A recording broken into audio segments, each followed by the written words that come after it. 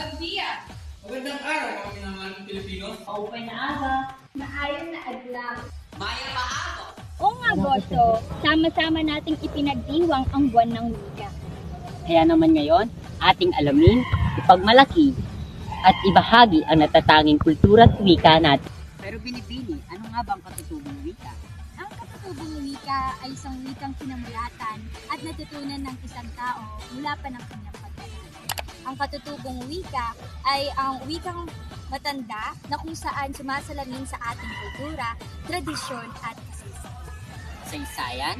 Tama, kasaysayan. Dahil sa ipinaglalaban na wika at kultura, ating natamasa ang pagiging malaya noong June 12, 1893. Kaya naman ang wika ay siyang nagbukas ng liwayway ng ating natatanaw. Tama, dahil sa katutubong wika, ating nakamtan ng seguridad na nais nating mabot sa ating buhay mula pa sa ating mga tayo. Magkakaiba man ang dialekto mula sa kapuluan ng Ilaga, Kanluran, Timog at Silangan, mapapansin ng pagkakaisa at pagtutulungan ng kapwa nating Pilipino. Kaya naman ano pang hinihintay nyo? Mahalin at tangkilikin ang sariling atin.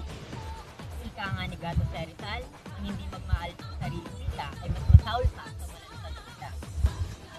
Kaya naman mahalagang tangkilikin ang kultura at wika natin. Pilipino. Matutubo tayo! Pilipino tayo!